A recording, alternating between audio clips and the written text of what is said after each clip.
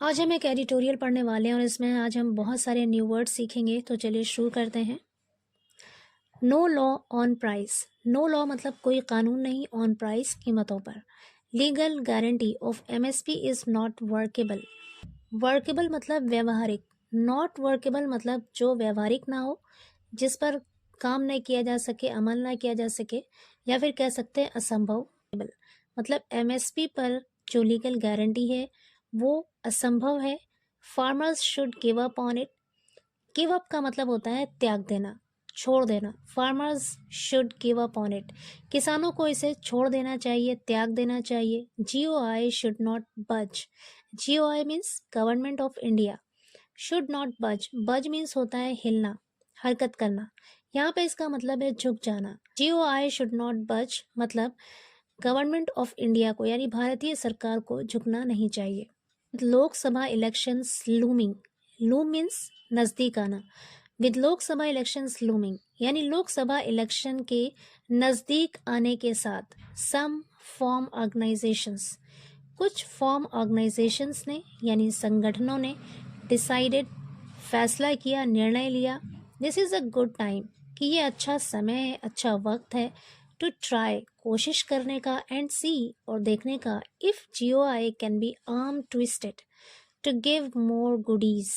Arm twisted का मतलब होता है मजबूर होना, जिस पर जोर जबरदस्ती किया गया हो। गुडीज मतलब तोहफा। सरकार कैन बी आर्म ट्विस्टेड मजबूर हो सकती है टू गिव मोर गुडीज, ज़्यादा तोहफे देने के लिए, ज़्यादा और ज़्यादा उपहार देने के लिए। और पूरी लाइन का मतलब है जो फार्म ऑर्गेनाइजेशंस हैं उन्होंने ये फैसला किया कि ये अच्छा समय है कि हम ये कोशिश करें और देखें कि क्या सरकार और ज़्यादा जो गुडीज़ हैं यानी तोहफे हैं, उपहार हैं, वो देने के लिए मजबूर हो सकती है। Their list of demands can be broken up into impractical and doable. Their list of demands, उनकी मांगों की लिस्ट को, can be broken up into, उसे बांटा जा सकता है इम्प्रैक्टिकल और डूएबल में। इम्प्रैक्टिकल मतलब अव्यवहारिक, जिस पर काम नहीं किया जा सकता, जिस पर अमल नहीं किया जा सकता, और डूएबल मतलब संभव, साध्य, जिस पर काम किया जा सकता है। तो कह रहे इम्प्रैक्टिकल यानी अव्यवहारिक एंड डूएबल यानी संभव। दो भागों में इससे, दो भागों में उनकी जो डिमांड्स की लिस्ट है, मांगों की लिस्ट है, उनको बांटा जा सकता है। आगे कह रहे legal guarantee is a Miraj.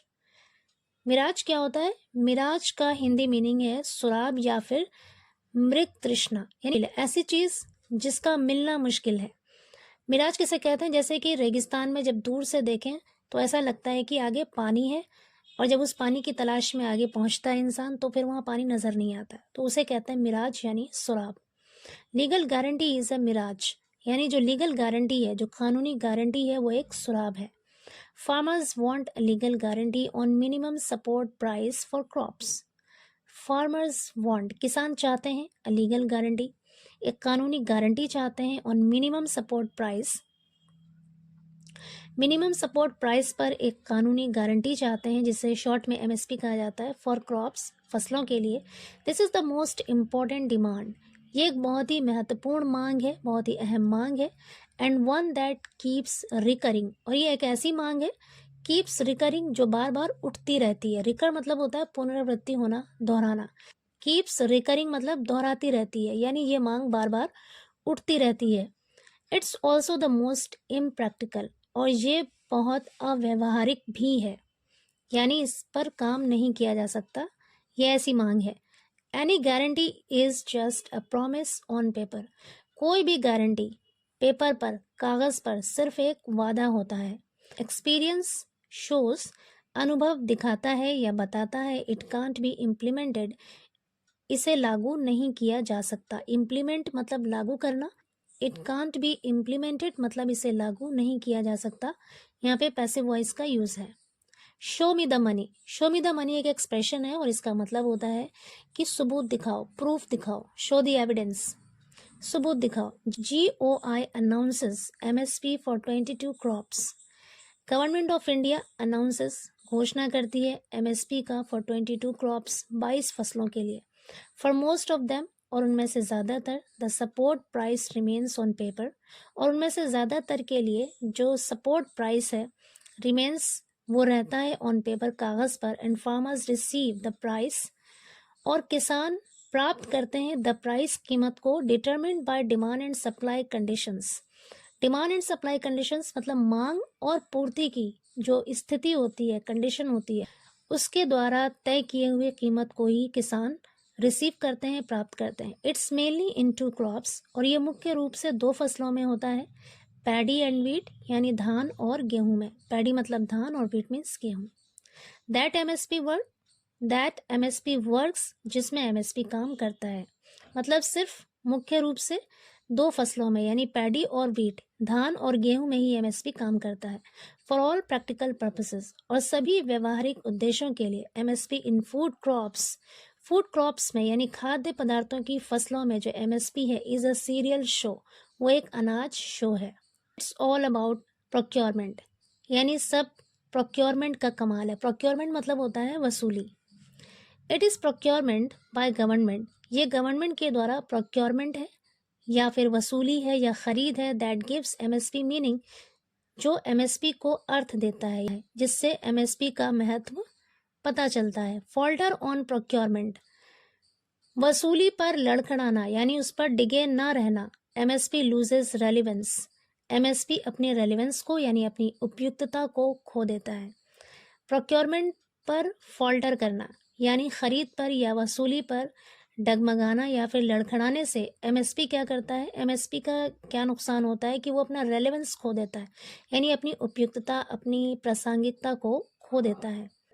Let's take government price movements of paddy, wheat and bajra. Let's take, चलिए नजर डालते हैं गवर्नमेंट प्राइस मूवमेंट्स, सरकार के price movements of paddy, wheat and bajra, यानी धान, गेहूं और बाजरा का जो प्राइस मूवमेंट था, जो सरकार का कदम था, उस पर नज़र डालते हैं। And how they work out on ground, और वो ज़मीन पर किस तरह से काम करते हैं, चलिए उसे देखते हैं। Between 2014-15 and 2023-24 MSP of paddy common variety increased by a compound annual growth rate of 5.4%। 2014 से 15 और 2023 से 24 के बीच एमएसपी ऑफ पैडी इंक्रीज्ड, यानी जो धान की आम किस्म थी उस पर एमएसपी बढ़ गई by a compound annual growth rate. Compound का मतलब है ओवरऑल, यानी मजमूई तौर पर जो सालाना वृद्धि दर था वो 5.4% तक बढ़ गई। Wheat during the same period increased by 5.1%, और ड्यूरिंग द सेम पीरियड यानी इसी समय के दौरान जो गेहूं का एमएसपी है इंक्रीज्ड, बढ़ गया बाय 5.1%, यानी 5.1% बढ़ गया। It's bajra where MSP increased more substantially, और बाजरा जिसमें एमएसपी इंक्रीज्ड बढ़ गया मोर सब्सटेंशली यानी काफ़ी हद तक, at a compound growth of 8%, यानी ओवरऑल 8% की वृद्धि तक बाजरे का जो एमएसपी है वो काफ़ी हद तक बढ़ गया। बिकॉज क्योंकि GOI is promoting bajra, government of India bajra को प्रमोट कर रही है, बढ़ावा दे रही है।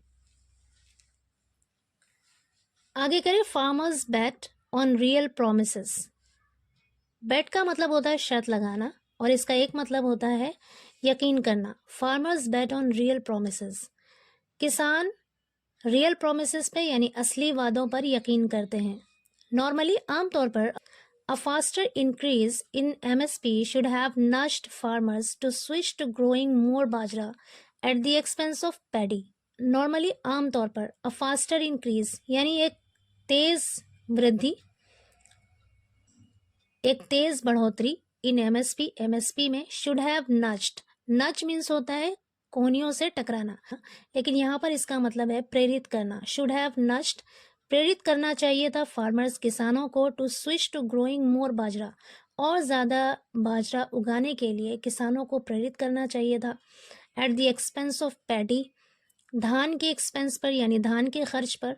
इंस्टेड, इसके बजाय, the area under bajra declined bye 24% between 2011-12 and 2021-22। कह रहे इंस्टेड, इसके बजाय, द एरिया अंडर बाजरा यानी बाजरा वाले क्षेत्र, यानी जिन क्षेत्रों में बाजरा उगाया जाता है, डिक्लाइंड वो घट गया बाय 24%, 24% तक 2011-12 से लेकर 2021-22 के बीच में। For rice and wheat, area under cultivation recorded a modest increase. For rice and wheat, और चावल और गेहूं के लिए एरिया अंडर कल्टीवेशन, जिन क्षेत्रों में खेती की गई यानी जिन क्षेत्रों में कल्टीवेशन हुआ चावल और गेहूं का, रिकॉर्डेड अ मॉडेस्ट इंक्रीज। मॉडेस्ट मतलब होता है मामूली, इंक्रीज मतलब बढ़ोतरी, इजाफा, उसमें मामूली इजाफा या मामूली बढ़ोतरी रिकॉर्ड हुई। For all coarse cereals, coarse cereals मतलब मोटे अनाज, area under cultivation fell during this period, during this period, और इसी पीरियड के दौरान यानी इसी समय में फॉर ऑल कोर्स सीरियल्स, सभी मोटे अनाजों के लिए एरिया अंडर कल्टीवेशन, क्षेत्रों में खेती हो रही थी, यानी सभी मोटे अनाजों की जिन क्षेत्रों में कल्टीवेशन हुआ, खेती हुई, फेल ड्यूरिंग दिस पीरियड, वो इस पीरियड के दौरान यानी इस समय के दौरान उसमें कमी आ गई। इट इंडिकेट्स, ये दिखाता है दैट फार्मर्स आर प्रैग्मेटिक, कि जो किसान है वो प्रैग्मेटिक हैं यानी प्रैक्टिकल है, व्यवहारिक है। They respond to price signals, वो कीमत के संकेतों को रिस्पॉन्ड करते हैं यानी उस पर अपनी प्रतिक्रिया देते हैं। व्हेन बैक्ड बाय प्रोक्योरमेंट, जब वसूली के द्वारा उनका समर्थन किया जाता है, उनकी मदद की जाती है, तो वो प्राइस सिग्नल्स पर अपना रिस्पॉन्ड करते हैं। रिमूव इरिटेंट्स, इरिटेंट मतलब होता है ऐसी चीज़ें जो अनॉय करती हैं, जो परेशान करती हैं। रिमूव इरिटेंट्स मतलब परेशान करने वाली चीज़ों को हटाओ। The meetings between government and farmers should focus on solving issues such as withdrawal of police cases from earlier protest and release of seized tractors. The meetings between government and farmers यानी सरकार और किसानों के बीच की meeting should focus, उसे focus करना चाहिए ऑन सॉल्विंग इश्यूज, मुद्दों को हल करने में, सच एज जैसे कि withdrawal of police cases from earlier protest, पहले जो प्रोटेस्ट हुए थे, जो प्रदर्शन हुए थे, उसमें जो पुलिस केस हुआ था उसको विथड्रॉल करना यानी वापस लेना, and release of seized tractors, और जब्त ट्रैक्टरों को छोड़ना।